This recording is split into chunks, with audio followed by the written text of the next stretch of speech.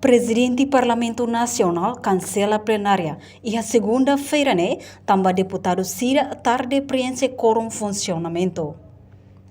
Presidente do Parlamento Nacional, Aniceto Guterres Lopes, encerra a plenária da segunda-feira, também deputado Cira preenche quórum tarde liu.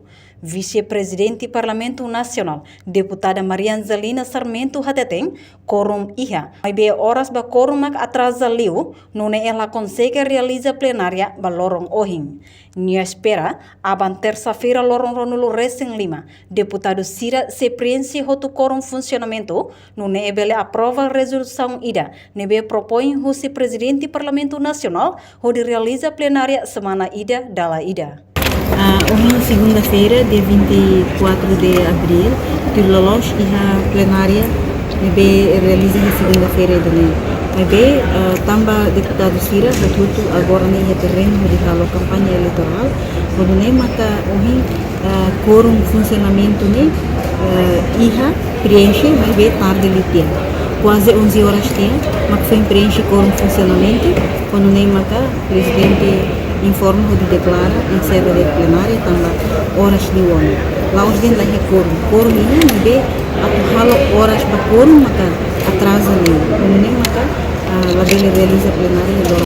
Atu halo aprovação da resolução mínimo tem que ir quórum hatnolo recintolo alias 2/3 no parlamento bele aprova resolução bele autoriza plenária semana ida dala ida no atu deputado Cira certeza ia plenária. Mas bem, karek resolução nela iha, significa plenária continua lá ao normal, hane sambaim-baim, semana ida da rua, iha loron segunda-feira, ou terça-feira. Atu hala aprovação da resolução, mínimo tem que ir quórum deliberativo de 43, aliás 2/3. Idane dia, se AMI bele aprova a resolução idane, pode autoriza a plenária uma vez por semana, dia atumne deputado Cira e a certeza e a plenária. Mas se a resolução ainda nela significa quórum, significa plenária lá normal. Significa plenária semana ida continua lá da rua, segunda e terça. Mas se a música na coloca de atenção ainda nem uma incerteza ali também se música na coloca de kata segunda e terça tem que ir à plenária, mas estou mais lá ir quórum funcionamento, deputado Serfina Fandeiro.